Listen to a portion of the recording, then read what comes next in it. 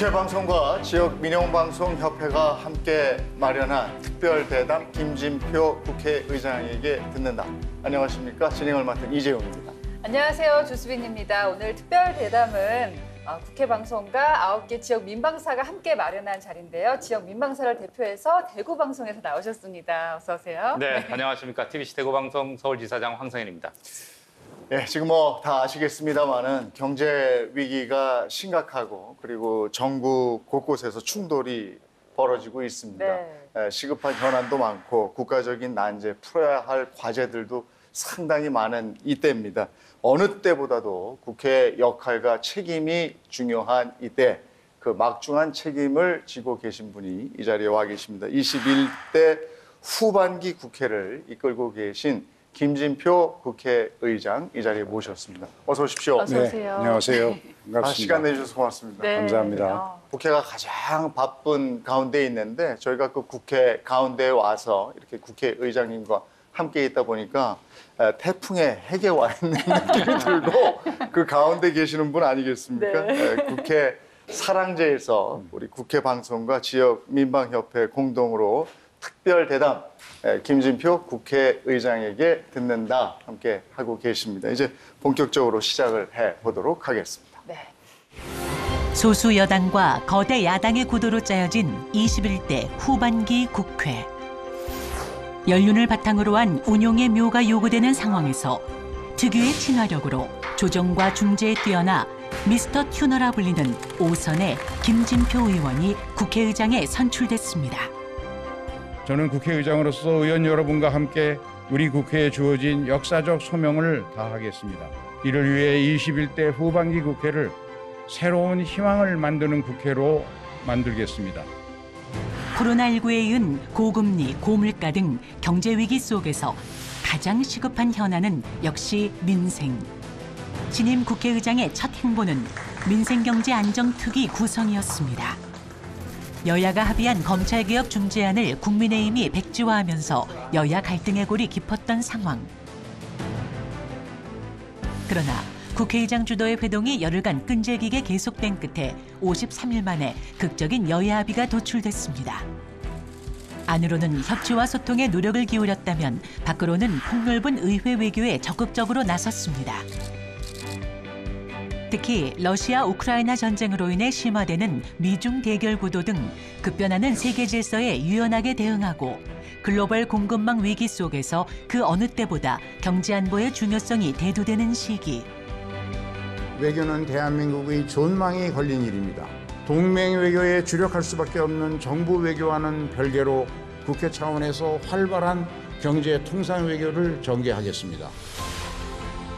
민감한 미중 사이의 외교 전략에서 신중하면서도 과감한 자세로 국회가 앞장서 길을 열어주는 한편 폴란드와 루마니아 그리고 포르투갈과 스페인을 방문한 두 차례의 해외 순방을 통해 신재생 에너지, 방산 분야 등 전방위 세일즈 외교와 함께 부산 엑스포 유치 지지를 이끌어내면서 실질적 성과를 거두었습니다.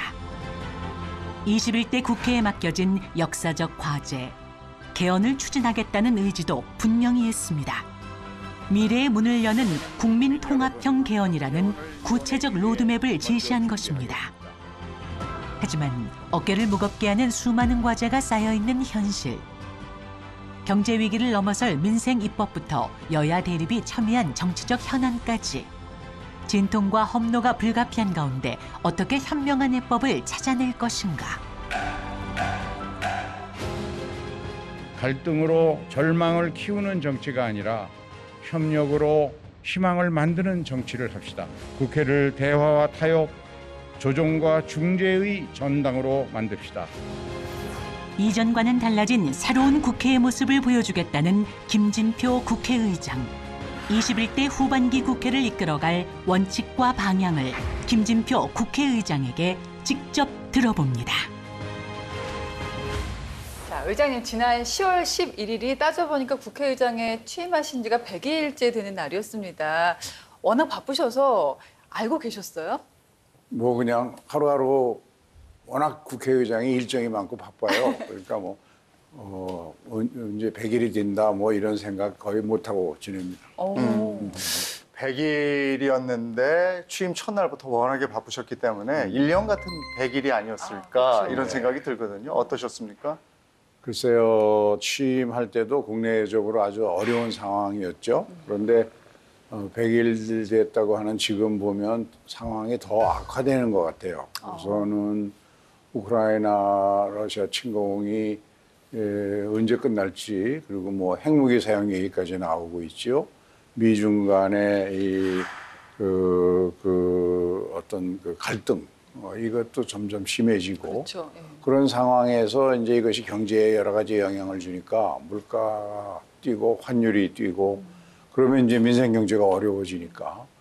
그런데다가 무역 수지가 십수년 만에 처음으로 적자가 되고, 특히 중국과의 무역 수지가 이제 적자로 되고 하니까 네. 이런 걱정들이 함께 몰려와서 전문가들부터 일반 국민들에게까지 아주 걱정이 많죠. 그래서 국회가 어떻게든 민생 경제를 좀 안정되도록 돕는 일, 그 일부터 최우선으로 하려고 하고 있고요. 그런데 이제 그동안은 그 의회 외교 활동이 많았습니다. 네. 여러 가지 이유가 있습니다만 미국의 펠로시 하원 의장이 갑자기 이제 한국을 방문했고, 네.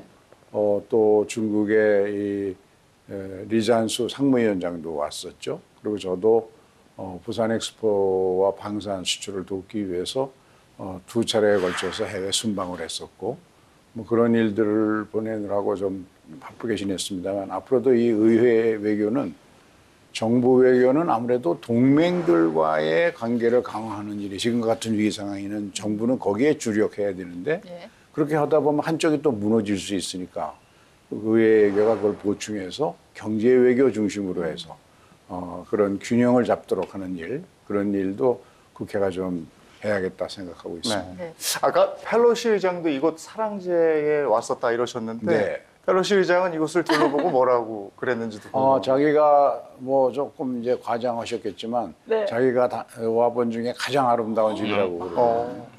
정말 예. 아름다운 네, 곳입니다. 사실 국회의장으로서 출발하기가 처음엔 쉽지가 않았습니다. 국회 공전이 한 달 넘게 네. 이어지다가 결국에 극적인 여야 합의 끝에 선출되셨는데요. 그 과정에서 이제 취임사에서 말씀하셨던 네 글자가 그 소회가 담겨 있는 것 같아요. 송무배결. 어떤 뜻인가요? 네, 우선 그 국회의 공백, 그건 있어서는 안 되거든요. 헌정기관이 공백이 있다는 것은, 그러면 국가에 위기가 오든가 상대방 다른 나라에서 국회의장이 왔을 때 누가 접대하겠습니까? 의장의 선출이 안 되는. 그래서 이건 제도적으로 큰 구멍이 있는 거여서 지금 정개특위하고 협의해서 어떤 경우에도 국회가 의장을 임명하지 못해서 공백 상태에 있는 거는 막아야 되겠다. 예. 그래서 그 여야를 떠나서 다 공감을 해서 그 제도를 정비하고 있고요. 그리고 이제 송무백열이라고 하는 것은 이제 소나무가 울창하게 자라니까 곁에 있던 잣나무가 기뻐한다는 그런 뜻인데, 네. 여와 야가 서로 입장은 다르고 때로는 의견이 충돌하지만 그 의견의 차이나 충돌이라는 것은 결국은 누가 더 민생 경제를 살려고 국가 이익을 위해서 더 올바른 활동을 하느냐, 이걸로 경쟁하는 거거든요. 네. 그런 점에서 보면 여야는 마치 소나무와 잣나무가 함께 어우러져서 아름다운 숲을 이루듯이 여야는 국정 운영을 해나가는 좋은 파트너거든요. 네. 그렇기 때문에 여야가 서로 궁극적으로는 협력하고 협치해야 된다는 것은 어떻게 보면 국민의 명령이죠. 그런 뜻으로 제가 이제 사자성어를 사용했는데, 앞으로도 여야의 협력을 통해서 국민들에게 우리 정치에 대해서 너무 실망하지 않고 새로운 희망을 만들어줄 수 있는 국회, 이거를 만들겠다고 제가 다짐하고 있습니다. 네. 근데 현실은 송무배결과는 좀 거리가 있어 봅니다. 처음에 의장님 되시고 맞닥뜨린 게 원 구성 문제인데, 그동안 저희가 봐왔을 때 원 구성에서 여야가 협상 결렬되고 이런 모습을 하도 많이 봐왔어서요. 그럼 국민들 입장에서 이렇게 보면 왜 그렇게 같이 좀 안 가고 여야가 싸우나. 으르렁거리고 맨날 싸우나 이렇게 보이거든요. 그것도 참 아까 말씀드렸던 의장을 뽑지 못하면 국회 자체가 공백이 되는 문제가 있는데 의장을 뽑아도 일은 원구성을 해야 일을 하는데 그 이제 원구성이 매번 국회가 열릴 때, 구성될 때마다 뭐 많이 원구성이 지연될 때는 막 3개월씩 가고 그랬었죠. 그래서 이것도 국민들이 보기에는 정말 피곤한 일이고 또 국민들이 볼 때는 이게 당리당략에 너무 빠져가지고 그 자리 하나 얻으려고 그냥 서로 아기다툼하는 것으로 보여지니까 민생 경제가 어려운 국민들 입장에서는 답답한 일이죠. 그렇죠. 그래서 이것도 제도화해야 되겠다. 그래서 이 상임위원회의 배분의 원칙과 기준, 방법 이런 것을 일단 여야가 협상을 통해서 해결하되 협상이 안 될 때는 그 일정한 룰로 사전에 정해놓은 룰로 다음 단계로 진행해서 어떤 경우에도 한 원구성 협상은 2주면 다 끝나게 만들어야 되겠다. 그것을 정개특위와 지금 협의하고 있습니다. 같은 맥락인데 이번에도 이제 원구성 협상이 결렬되면서 국회 공백이 장기화됐었잖아요. 네. 그런데 우리 국회의장님 하시면 미스터 튜너로 유명하신데 두 팔을 걷어붙여서 나서자마자 해결이 됐습니다. 좀 굉장히 궁금한 게 의장실 뒤에서는 무슨 일이 있었을까? 네. 우선 뭐 국민들이 지금 얼마나 답답하고 실망하겠냐. 민생 경제는 어려운데 이것으로 양당 원내대표를 설득하면서 제가 중재안을 만들기를 특위를 4개를 만들었는데 특위는 여야가 동수로 구성하고 의장을 둘씩 나눠서 하고 그렇게 하는 조정안을 냈더니 그걸 흔쾌히 여야 원내대표가 받아줘서 감사하고요. 또 이제 중요한 거는 원구성이 늦어지면서 민생 경제를 빨리빨리 답을 드려야 되는데 그래서 이 민생경제 특위를 만들어서 신속하게 10월 말까지는 민생의 어려움을 그래도 국회가 할 수 있는 건 다 법을 고쳐서 해결하자. 그래서 그것도 양당 대표가 다 협의해줘서 민생경제 특위도 발족을 했습니다. 네. 의장님께서 시원하게 해결한 게 또 하나가 있죠. 우리 다들 알고 있는 문재인 전 대통령 사저 평산마을 경호 문제인데 지난 8월 19일에 윤석열 대통령하고 점심 식사하시면서 저녁 식사하시면서 그때 분위기 어땠습니까? 분위기가 예상했던 것보다 아주 좋았어요. 네. 그 자리는 이제 대통령께서 정기국회를 앞두고 여러 가지 법안이나 예산안 등을 심의해야 하니까 국회에 협력을 구하기 위해서 우리 의장단을 이제 초청해서 이루어진 모임이었는데 이제 여러 가지 얘기가 나온 중에 예를 들면 개헌 같은 것은 당초 저희가 알기로는 아무래도 역대 대통령들이 다 그랬듯이 현직 대통령이 되면 소위 국정 운영의 동력이 다 빨려 들어간다 하는 이유로 개헌을 반대하리라 이렇게 생각을 했거든요.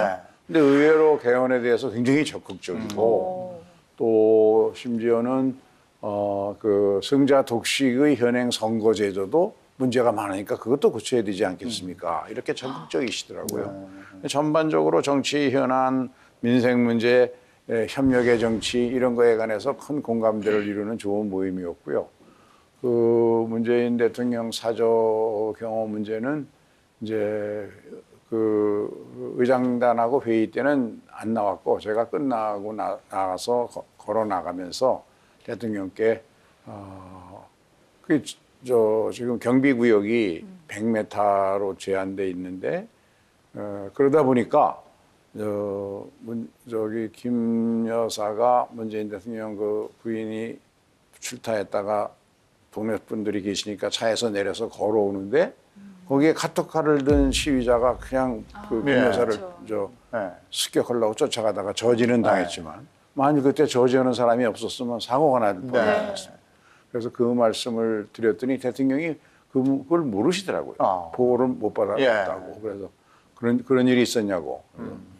제가 보기에는 이 경비구역을 좀 한 100m에서 한 300m 정도로만 늘려도 웬만한 위험은 다 해결할 수 있으니까 한번 현장에 경호대장을 좀 파견해서 확인해 보시는 게 어떻겠냐고 그랬더니 당장 하겠다 그러더니 정말 흔쾌히 해주셔서 이틀 만에 300으로 늘렸어요. 지금은 우선 그 좀 지나친 그런 폭력적 시위 그것도 많이 없어졌고 그리고 좀 위험도 많이 네. 줄어든 것 같습니다. 예. 다행으로 생각합니다. 네.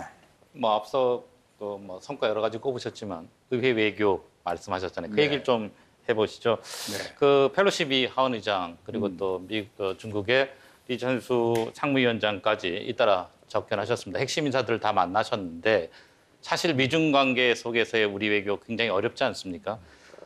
우리 국회는 어떤 자세로 이 접근을 하셨고 또 어떤 공감대를 확인하셨는지 말씀 좀 부탁드릴게요.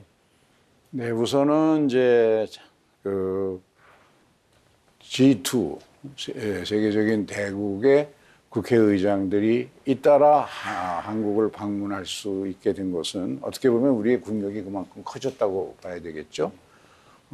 그런데 이제 형식은 저희가 초청하는 형식이니까. 근데 물론 저쪽에 두 분이 다 한국을 오고 싶다는 의사표시를 간접적으로 전달받았기 때문에 저희가 초청을 하는 거니까 그런 점에서는 우리 국가가 상당히 국격이 높아졌구나 하는 걸 느낄 수가 있었고요. 아까도 말씀드린 것처럼 정부는 아무래도 동맹 외교를 치중할 수밖에 없습니다. 지금과 같은 국제 정세 격변기에 또 여러 가지 공급망 정비도 해야 되고 에너지가 문제도 있고 하니까 동맹 외교를 중심으로 갈 수밖에 없는데 그렇다고 경제 외교나 인접 국가 외교를 포기해 버리면 미국과 일본에 대한 수출을 합한 것보다도 중국에 대한 수출이 더 큰 게 우리 경제의 현실이거든요. 네. 그래서 국회는 그러한 경제 외교를 중심으로 해서 정부 외교를 좀 보완할 필요가 있겠다 하는 생각으로 지금 하고 있고요. 펠로시 의장하고는 이제 내년이 한미동맹 70주년이 되는 해입니다. 그래서 그동안 한미동맹은 안보동맹을 기초로 했는데 여기에 경제동맹, 기술동맹까지 다 합쳐져서 더 포괄적인 글로벌 동맹으로 예.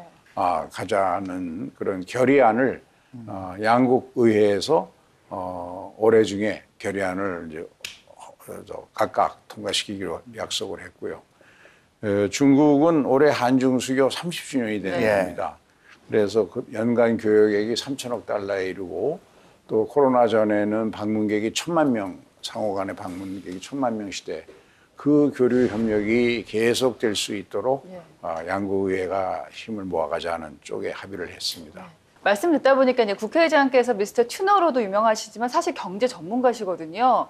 해외의 순방 성과를 짚어볼 수밖에 없는데 8월에 폴란드와 루마니아 다녀오셨고 네. 9월에는 포르투갈하고 스페인 다녀오셨잖아요. 전방위 세일즈 외교를 펼치셨던 게 인상 깊습니다. 현지에서 반응도 좋았다고 하는데 어땠습니까? 네, 생각보다 역시 해외를 나가보면 우리가 이제 관광이나 여행을 가도 그걸 느낄 수 있지만 특히 이제 국회의장으로 상대국에 가서 상대국 국회의장이나 총리나 대통령이나 이런 사람을 만나보면 대한민국이 상당히 이제는 대접을 받는구나, 국격이 높아졌구나 하는 걸 느낄 수가 있었습니다. 폴란드는 이제 그 우리 방산 수출이 지금 가장 많이 거의 그 자주포, K2 자주포, K9 자주포, K2 전차, 그리고 그 FA-50 경공격기 뭐 이런 것들을 수출하는 총괄 계약이 맺어졌는데 일부에서 걱정들을 한 것이 이것이 독일과 미국으로부터 폴란드가 더 많은 지원을 받아내기 위해서 우리를 지렛대로 사용하는 것일지 모른다라는 우려가 있었어요. 그래서 우리 입장에서는 빨리 계약을 체결해야 되니까 제가 다녀오니까 바로 계약 체결이 돼서 현실적으로 가장 많은 이제 방산 수출이 이루어졌죠. 루마니아라는 나라를 이제 전 처음 가봤는데 한국에 대해서 굉장히 그 좋은 그 호감을 가지고 있더라고요. 그쪽 정치인들이. 내년 1월부터 총리가 될 현재 그 상원 의장은 아주 부산 엑스포를 적극적으로 지지하겠다는 거고 대신 한국의 기업들이 좀 루마니아에 투자를 할 수 있도록 도와달라는 얘기를 해서 투자 결정은 기업이 하는 거지만 일단 경제사절단이나 투자사절단을 보내도록 하겠다 해서 귀국해서 바로 상공회의소하고 정경련에다가 공문을 보내고 부탁을 해서 아마 곧 루마니아하고 폴란드는 방문을 할 겁니다. 그래서 이제 이 스페인하고 또 포르투갈도 이제 그 2030년 부산 엑스포 유치 부탁도 했지만 두 나라와 여러 가지 형태, 특히 신재생에너지가 두 나라가 아주 강국입니다. 풍력 발전이라든가 이런 데서 아주 굉장히 우리보다 앞서가는 나라여서 그 신재생에너지의 기술을 협력하고 그다음에 스페인은 세계적으로 이 건설 강국 아닙니까? 예. 그래서 스페인과 같이 합작하여 제3국으로 진출하는 것이 지금 굉장히 늘어나고 있어서 그 부분을 더 활성화하는 거 네. 이런 등의 협의를 해왔는데 이 앞으로 좀 이 의회 외교가 성과를 만들어내려면 사전에 준비를 철저히 해야겠다. 그래서 우리 의원들이 여러 가지 형태로 해외 순방할 때 정부 관계기관이나 전문기관들하고 사전 회의를 해서 전략을 잘 세우고 그다음에 이제 순방하고 나서는 반드시 보고서를 내면서 사후 관리를 철저히 해서 경제사절단을 보낼 거 있으면 보내야 되고 그쪽에 상대방을 초청할 일이 있으면 초청하고 해서 이것이 성과로 이어지도록 관리해 나가려고 합니다. 또 한편으로는 해외 순방을 통해서 의장님께서 이제 그 세계 경제 위기를 또 실감하지 않으셨을까 하는데요. 지금 국민들 걱정이 이만저만이 아닙니다. 그러니까 소위 얘기해서 쓰리고 이렇게 부르는데요. 고환율, 고금리, 뭐 또 고물가 이렇지 않습니까? 그리고 저도 애먹고 있습니다만은 주식이 반토막입니다. 다들 걱정이 이만저만이 아닌데 현재 이 위기 상황의 진단이랄까요? 그리고 이걸 어떻게 극복해야 되는지 의장님께서 경제 전문가이기도 하시니까 고견을 좀 부탁드리겠습니다. 네, 뭐 많은 전문가들이 이게 끝이 보이지 않는 터널로 세계 경제가 빨려 들어가고 있다 그런 얘기 하시죠. 근데 이제 우리만 나쁜 게 아니라 잘 아시는 것처럼 전 세계가 똑같은 지금 상황에 처해 있죠. 고물가, 고환율. 그래서 그거를 관리하려다 보니까 특히 고물가를 관리해야 되니까 세계 경제를 리드하는 미국에서 뭐 자이언트 스텝까지라고 불릴 정도로 상상을 초월하는 높은 금리를 지금 가고 있고 그거로 인해서 우리나라 금리가 오히려 미국 금리보다 낮게 되면 당연히 한국에 투자했던 외국 자본이 빠져나가겠죠. 미국에 가서 채권 투자만 해도 우리보다 수익이 많으니까 빠져나가지 않겠어요? 그러다 보니까 이제 우리 주가가 떨어지고 그러면서 전 세계가 함께 걱정하고 고민하는 것은 소위 그 아래 공포, 이 리세션 때문에 그러니까 경기 후퇴가 전 세계적으로 와서 세계적인 이게 대공황으로 가면 어쩌냐 하는 그런 우려와 걱정이 있습니다.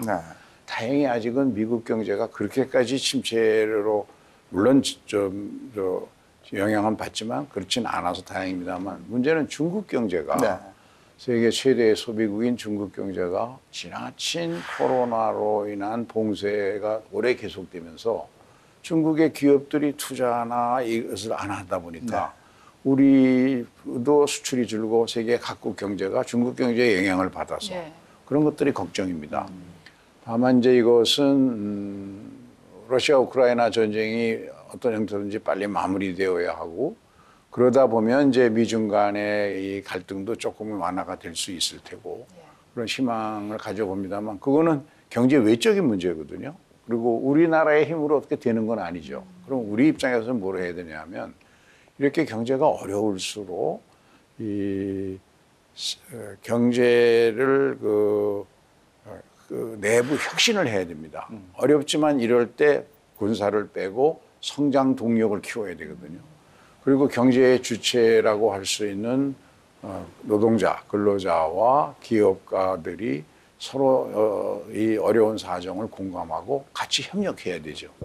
저는 우리 경제가 지금 어떤 전환기에 있냐면 디지털로 바뀌고 4차 산업혁명 시대에 새로운 신기술을 도입하는 방향으로 혁신이 일어나야 되는데 이 혁신이 과거 전통적인 대규모 제조업 중심으로는 일어나는데 한계가 있어서 제가 그런 책도 썼습니다마는 벤처기업들이 우리가 갖고 있는 세계적으로 자랑할 수 있는 유일한 자산은 뛰어난 우수한 노동력이거든요.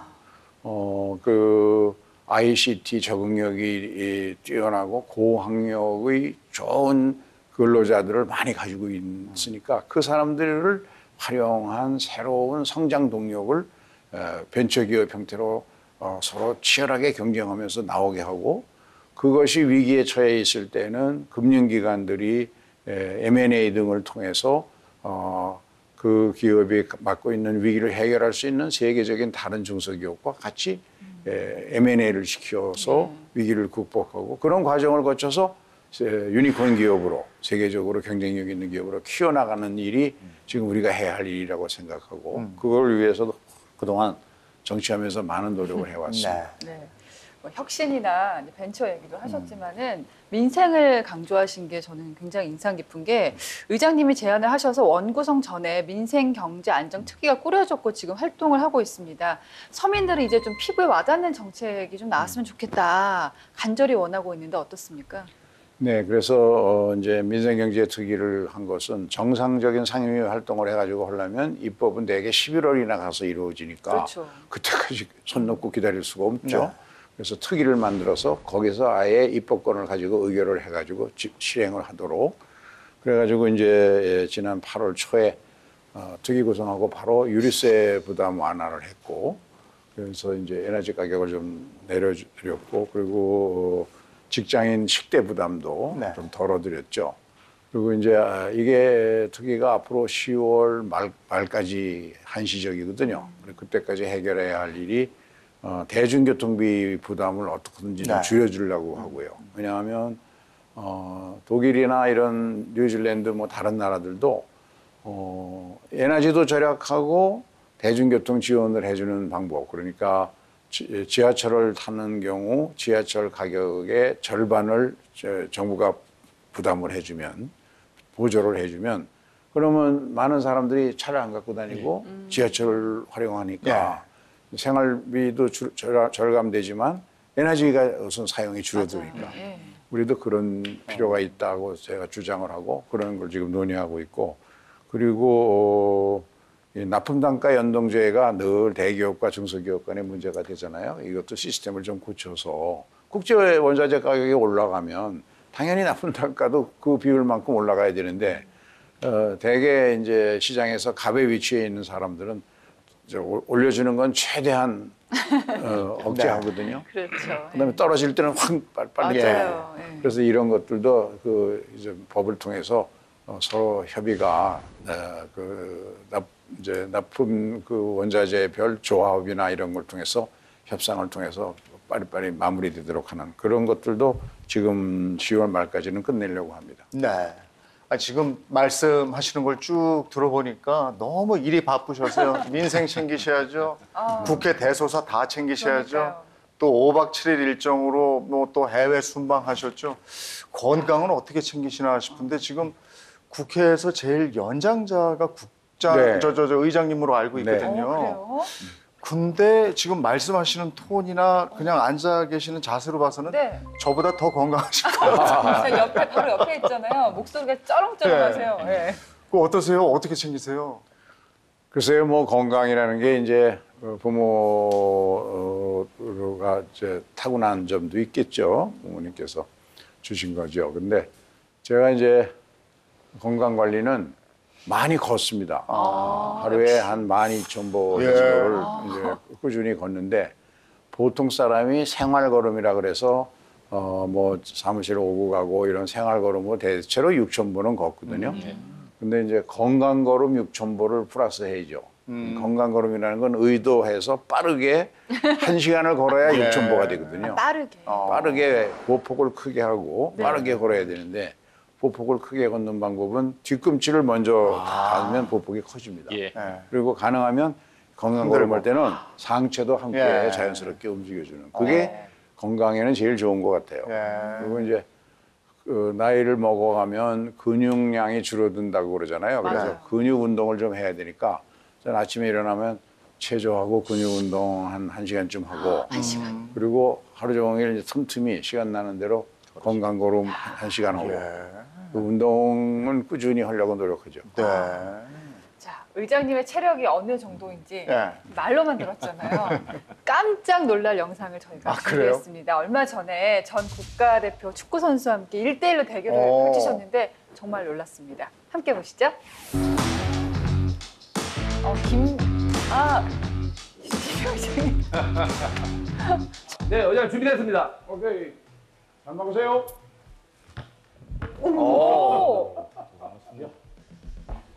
야. 저 김병지 선수가 예. 놀랬겠는데요? 오. 이거 그냥 제 훈련시키려고 하시는 거예요? 아니면 진짜? 찐으로 당황하셨어요. 예. 오, 야. 야.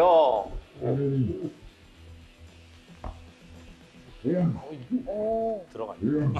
들어갔어요? 예. 자세가 되게 좋으세요 또. 노름집이서. 근데 저게 위로 찬다고 얘기하고 위로 차는 그니까 저 자체가 힘들어요. 공을 정확하게 조절을 하시는 거잖아요. 야, 전설의 골키퍼를 무척 긴장하게 한 그러니까. 그 축구 실력. 네. 축구 오래 하셨나 봐요. 남다른 인연이 또 있으시다고 들었어요, 축구하고는. 제가 뭐 한국 남자들이 되게 축구 좋아하잖아요. 근데 이제 재무부에서 옛날에 할 때 사무관 과장 때까지는 국실대항 축구 시합을 예. 했으니까 재무부 축구가 원래 열심히들 했어요. 그래서 좀 프로들한테 제대로 된 축구 지나 감독한테 축구가 다 요령이 있거든요. 어떤? 예를 들면 축구공이 바둑 무늬로 돼 있잖아요. 네. 그게 왜 바둑 무늬로 돼 있겠어요? 그건 보구차라는 거예요. 이게 방향은 그 어디를 차냐에 따라서 어디를 그러니까 이 인사이드 킥으로 할 거냐, 네. 또 토킥으로 할 거냐, 아웃사이드 킥으로 할 예. 거냐에 따라서 방향이나 휘는 정도가 달라지거든. 근데 그거는 조금만 연습하면 금방 알아요. 아, 그 회전을 주는구나. 그렇죠. 이제 우리는 지금 이제 김병지 프로하고 할 때는 방향만 정확하면 되니까. 예. 그럼 방향을 정확하게 할 때는 인사이드 킥으로 하면은 원하는 대로 다 가죠. 예. 축구 교실이 아니 근데 지금 요즘에도 축구 하시는 것 같아요. 아까 요즘에도, 하시는 거 네. 보니까. 이제 지역에서 축구 행사에 가면 아. 그냥 시축하고 조금 이제 한 5분 뛰다가 나오고 그러죠. 네. 오.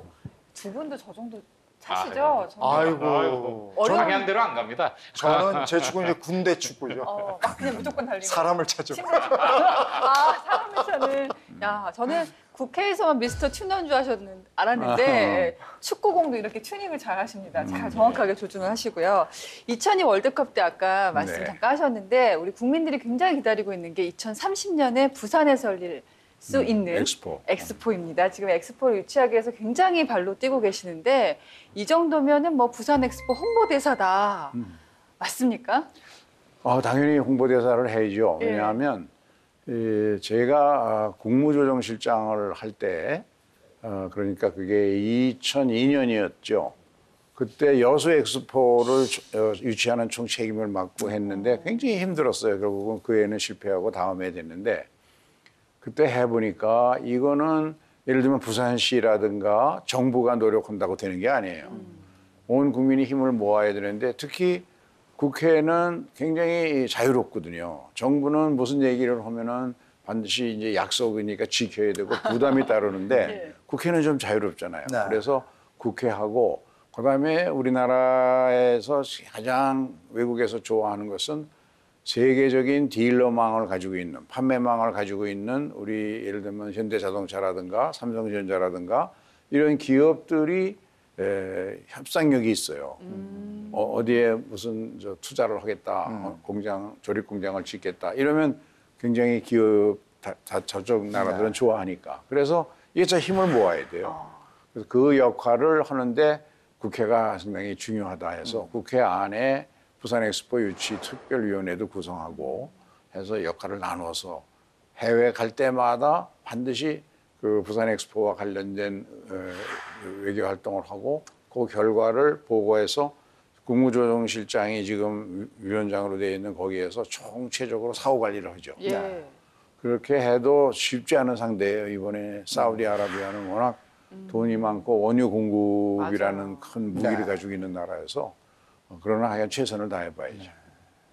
제가 아마 오늘 여기 앉아 있는 이유 이 질문 때문인 것 같은데 말씀하신 대로 부산은 그 엑스포가 유치된다면 명실상부한 아마 세계적 도시로 거듭나겠죠. 문제는 다른 지역들입니다. 다른 지역들은 상황이 어렵다는 걸 잘 알고 계시죠.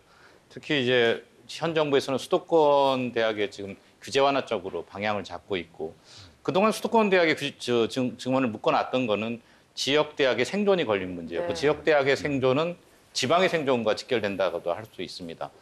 지금 큰 화두가 지역 균형 발전이 있는데요. 의장님 여기 대해서 어떻게 생각하십니까? 우선 이제 지역 균형 발전 반드시 추진해야죠. 우리는 땅이 가뜩이나 좁은 나라가 그것도 전체 경제력의 인구의 절반 이상이 수도권에만 집중돼 있으니까 예. 그나마 작은 땅을 제대로 활용을 못한다는 얘기 아니겠어요? 그러면 삶의 질은 계속 떨어지고 앞으로 국가로서 과연 이게 존립이 가능하냐 이런 문제가 나오기 때문에 지역균형 발전은 반드시 가야 할 길인데 그 전략 중에 하나로 이 지방 대학을 육성하는 일이 중요합니다. 네. 그래서 제가 교육부총리 할 때는 누리 사업 같은 것이 이제 지방 대학을 주로 육성하기 위한 건데 최근에는 RIS 사업하고 연결해서 그런 목표 달성을 하고 있는데 여기에 이제 한 가지 근본적인 문제가 생겼습니다. 이것은 우리 출생률이 떨어지면서 이미 고등학교 졸업자 수보다 대학 정원이 훨씬 많은. 맞아요. 그러니까 대학이 세계적으로 우리처럼 사립대학이 많은 나라가 없어요. 네. 대학 설립을 자유화를 해서 십수년 운영을 하는 과정에서 뭐 웬만한 곳에서 다 대학이 생겼는데 이제 그게 경영난에 봉착하죠. 그래서 이 문제를 해결하는 일과 지역 대학을 육성하는 일이 잘 조화를 이루어야 된다고 생각합니다. 그래서 저는 문재인 정부 그 국정 5개년 계획을 제가 세울 때 어떤 방향을 제시했냐면 거점 도시에 있는 16개 시도에는 경기도만 제외하고는 국립대학이 하나씩 있습니다. 네. 예를 들면 경북대학 그러면 경북대학은 석사와 박사를 중심으로 하는 연구 중심 대학으로 육성하고 그다음에 다른 대구 경북에 있는 대학들은 경북대학과 서로 협력하에서 학사 인재를 양성하는 이런 교육대학으로 키우고 그리고 이제 다른 전문 대학들은 기술 교육을 중심으로 해서 직업인을 양성하는 이렇게 체계화해서 운영을 하지 않으면 도대체 그 많은 그 고등학교 졸업생 대학 정원을 못 채우니까. 예, 줄었는데요. 그죠? 그래서 이제 이것이 굉장히 중요해서 최근에 이제 국가교육위원회가 출범을 했죠. 예. 거기서 해야 할 여러 가지 과제가 있지만 이것도 굉장히 시급하고 중요한 과제여서 국가교육위원회와 협력해서 우리 국회에서도 의견을 내고 또 국회의원들이 그 교육위원회 활동을 통해서 대학 개혁, 고등교육 개혁 방안도 지방대학을 육성하되 어떤 비전 하에서 육성해 나갈 거냐. 그래야 그 중장기적으로 경쟁력을 가진 대학이 될 수 있으니까요. 그게 큰 과제라고 생각합니다. 지역 균형 발전에 있어서 교육은 정말 뺄 수가 없는 큰 과제인데 네. 그 외에도 또 국회에서 풀어야 할 국가적인 과제가 여러 가지가 있습니다. 그 대표적인 것이 또 개헌이 아닐까 싶은데요. 국회의장님께서 취임 때도 뭐 말씀을 하셨고 네. 또 재헌절에도 개헌에 대한 말씀을 하셨습니다. 근데 전임 국회의장들께서도 그런 얘기를 하셨는데 크게 진척은 없었던 맞아요. 것으로 알고 있습니다. 뭔가 파격적인 안이 있어야 이게 진척을 보이지 않겠습니까? 네. 우리 국회에서 오랫동안 개헌에 관한 논의를 해왔습니다. 말씀하신 대로 박병석, 문희상, 정세균 제 전임 3대 의장 때부터 개헌특위를 만들어서 있을 수 있는 모든 종류의 개헌안에 관해서 충분히 토의해서 잘 정리가 돼 있습니다. 근데 문제는 이제 선택과 결정이 남은 셈이죠. 그런데 역대 대통령들이 보면 후보 때는 다 개헌론자입니다. 표를 얻기 위해서는 개헌 주장을 해야 되니까요. 그런데 막상 당선되면 현직 대통령이 되면 국정 운영의 동력이 개헌 논의로 다 빨려 들어가 버린다. 블랙홀이 되니까. 블랙홀이 된다. 그래가지고 그 이후로 뒤로 자꾸 미루는데 그러다가 보면 이제 후반부에 가면 다음 정권 탄생과 연결이 되는 문제니까 또 미뤄지고. 그래서 지금까지 근 20여 년을 개헌을 주장만 하고 결정을 못하다 보니까 전체 국민의 모든 종이 여론조사에서 한 3분의 2 정도가 개헌에 찬성하시고 특히 전문가, 정치학자들이나 국회의원은 90%가 넘게 개헌을 반드시 해야 된다. 왜냐하면 현행 헌법이 만들어지고 나서 지금 35년이 됐거든요. 그러면 이게 우리 사회가 35년간 얼마나 바뀌었습니까? 그렇죠. 거기에 맞질 않는 거예요. 그런 점에서 5년 단임 대통령제를 예를 들면 근데 과거에 이제 잘 안 된 것이 개헌에 관해서 모든 것을 다 함께 합의해 갖고 하려다 보면 그건 도저히 불가능하니까 여야가 국민 여론이나 이런 걸 고려해서 쉽게 합의할 수 있는 것부터 우선 합의해서 고치자. 그래서 대개 지금 공감대가 있는 것이 4년 중임 대통령제를 전제로 하되 의회의 입법권이 제대로 지켜지도록 의회의 입법권이 지금 많이 의원 입법이 늘어났거든요. 하지만 그것이 실질적으로 입법권이 제대로 지켜지도록 대통령의 권한 중에 일부를 국회로 좀 가져오는 그런 방향들이 정치권에서는 쉽게 합의될 수 있는 내용들이어서 그런 희망이 있습니다. 그렇게 추진해 나가려고 하는데 문제는 아까 말씀드린 것처럼 현 윤석열 대통령이 의외로 개헌에 대해서 적극적인 의사표명을 하셨고 또 제1야당의 이재명 대표가 지난번 대국회 연설을 할 때 개헌특위를 구성해서 개헌 문제를 다뤄 나가자고 제안을 했고 그리고 여당의 비대위원장도 정진석 비대위원장도 중진위원회 등에서 개헌 문제를 본격적으로 논의하자 이런 얘기를 하셔서 대개 의견이 모아진 셈입니다. 그래서 저는 이제 국회의장으로서 개헌 문제를 보좌할 수 있는 자문위원회를 구성해서 그 자문위원회에서 그동안 논의됐던 개헌 안들을 잘 정리해서 취사 선택이 가능한 한두 개의 안으로 집약하는 일은 금년 말까지 끝내볼까 합니다.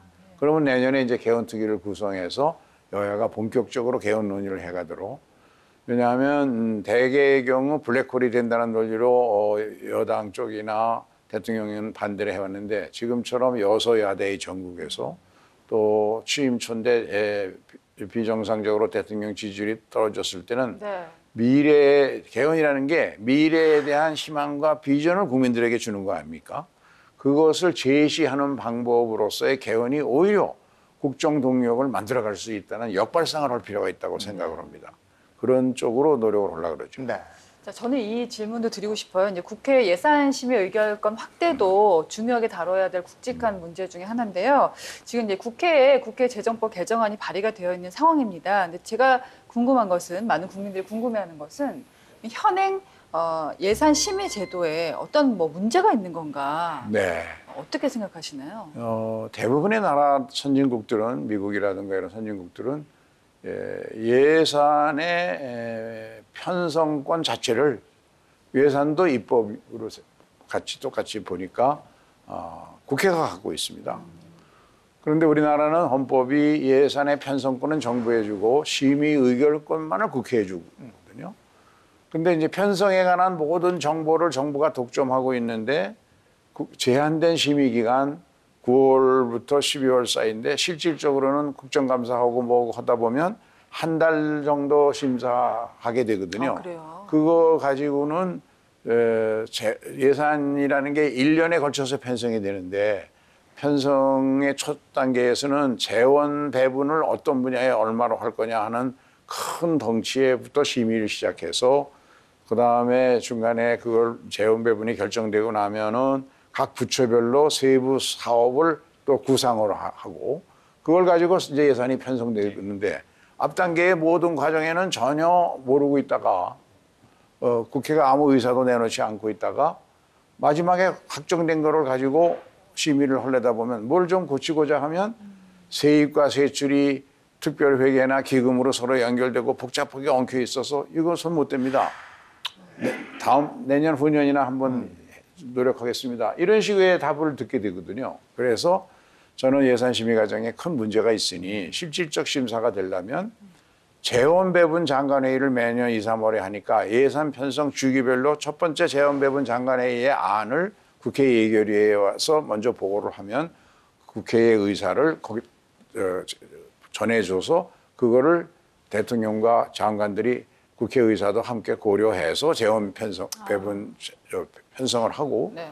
부처별로 사업별 예산을 편성을 해서 기재부 예산실에 보내기 전에 각 상임위원회에다가 그 사업별 예산을 보고를 해가지고 국회의 의견을 공식적으로 들어서 여야가 합의한 국회 의견을 그거를 또 예산 편성 과정에 반영하고 그래서 반영할 수 있는 건 하고 강제하는 건 아니죠. 네. 반영 못하는 건 못하는 이유를 달아서 못한다고 하면은 그 안이 이제 국회로 오니까 그러면 국회에서는 왜 반영을 못했는지 그것만 확인하게 되면 한 달 사이에 충분히 예산 편성의 모든 과정에 거쳐서 국회의 의사를 전달할 수 있고 확인할 수가 있거든요. 네.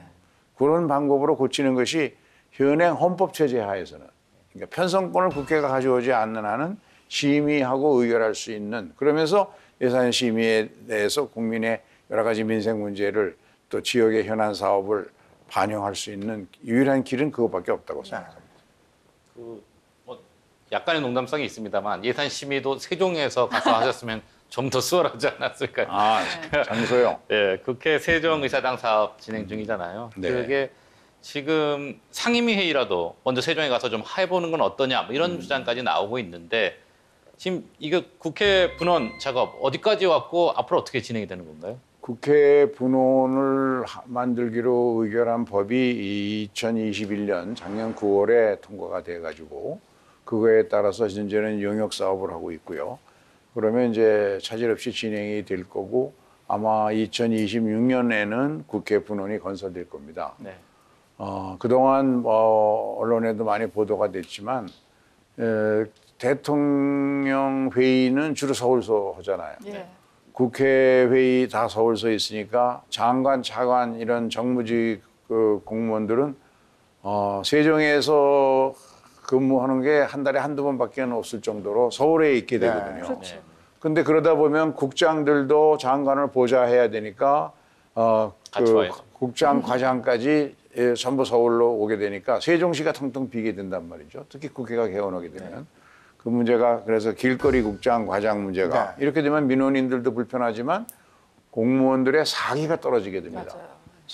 장관을 보고 정책 제안도 하고 이래야 공무원들이 일하는 맛도 생기고 더 열심히 아이디어도 내고 할 텐데 그럴 기회가 없으니까요. 한 달에 장관 한 번 보기가 힘들다니. 네.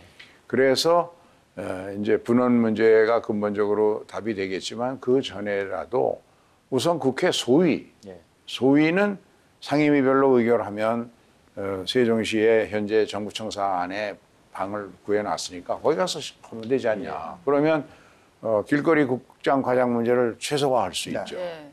그래 올해부터 우선 그거부터 시작하려고 그럽니다. 그렇게 해봐야 그 다음에 이제 별 불편 없이 되면 상임위까지 확대할 수 있겠죠. 근데 해봐야만 세종시에서 서울에서 안 하고 세종시에서도 할 수 있다고 국회의원들이 느껴져야만 이 분원이 만들어져도 결국 분원으로 내려갈 수 있지 않겠습니까? 네. 이제 국회는 24일이면 국정감사 끝나고 그다음에 예산 심의 들어가고 법안 심사가 있고 줄줄이 일정이 있습니다. 네. 그런데 여소야대 전국에서 강대강 대결처럼 보이는 그런 모습이 계속되고 있어서 국회의장님께서 의장으로서 여러 가지 고민이 또 있으실 것 같은데 소수 여당과 거대 야당 그리고 정부에게 국회의장으로서 나는 이런 주문을 좀 하고 싶다. 뭐가 있겠습니까? 우선 이제 여당이 중요하죠. 그런데 국민의힘이라는 여당이 집권 여당인데 국회에서는 소수당이거든요. 예. 그러면 방법이 없죠. 다수당으로부터 협력을 이끌어내야 되니까 그런 점에서 원활한 국정 운영을 위해서 이 다수당과 잘 소통하고 잘 설명하고 서로 협력할 수 있는 여건 조성을 하는 일은 여당의 책임이죠. 그다음에 이제 제1야당인 민주당 입장에서도 숫자만 믿고 계속 자기들 주장대로만 몰고 가게 되면 그러면 국민들 특히 그래서 국익을 해치거나 민주당의 이익에는 부합해도 나라 전체의 이익에는 말이 안 되는 짓을 한다 이러면 국민들이 그 지지를 하지 않으니까 그렇게 되면 다음 선거에 타격을 받겠죠. 그런 점에서 민주당도 한계가 있으니까 여야가 서로 협력할 수 있도록 그래서 그런 기회를 많이 만들고 같이 만나서 토론하고 또 같이 식사도 하고 해서 인간적인 이해의 폭을 넓히도록 하는 일은 이제 의장 몫이고요. 그다음에 기본적으로는 대통령과 정부 관계자들이 국회와 좀 더 많은 소통을 해야 됩니다. 예를 들면 미국 대통령은 하루 3끼 밥 먹는 거를 거의 90% 이상 여야를 가리지 않고 의원들하고 식사를 합니다. 그래서 법안이나 인사안이나 이런 거에 관해서 평소에 충분히 소통을 해야 되거든요. 근데 우리는 그렇게 하면 그것이 마치 무슨 야당을 파괴하기 위한 어떤 공작을 한다 이런 식으로 받아들여졌거든요. 근데 아까 송무백렬 때 말씀드렸지만은 여와 야라고 하는 것은 국정 운영의 동반자고 파트너입니다. 그런 점에서 협치는 국민들을 위해서 반드시 해야 되는 일이거든요. 그런 점에서는 대통령과 여당, 야당이 좀 더 적극적인 자세로 서로 소통해야 된다. 그렇게 만들도록 제가 노력을 더 강화하겠습니다. 네. 이제 마무리할 시간인데요. 마지막으로 정말 많은 국민들이 국회만을 바라보고 있습니다. 잘 해주기를 우리 국민들에게 한 말씀 부탁드리겠습니다. 네. 그동안 국회가 정치적으로 여야 간에 지나치게 대립하고 갈등만 증폭시켜서 국민들께서 많이 걱정을 주셨는데 정치라는 것이 본질적으로 그런 성격을 좀 갖고는 있습니다만은 그러나 지금 민생 경제 문제가 워낙 어렵고 또 국제 정세에서 국익을 지켜내는 것도 힘든 상황이어서 여야가 좀 더 대화하고 타협하고 소통할 수 있는 그래서 국민들에게 그만하면 됐다 하는 법안과 예산안을 만들어서 통과시키고 또 의회 외교도 강화를 해서 정부 외교를 잘 보완해주고 부산 엑스포 같은 일에는 거국적으로 함께 힘을 모으도록 하는 촉매 역할을 국회가 하고 그런 걸 통해서 국민들께 좀 새로운 희망을 드릴 수 있도록 더 열심히 또 낮은 자세로 노력하겠습니다. 네, 국회방송과 지역 민방협회 공동특별대담 김진표 국회의장에게 듣는다. 여기까지 하겠습니다. 함께해 주신 시청자 여러분 고맙습니다. 고맙습니다.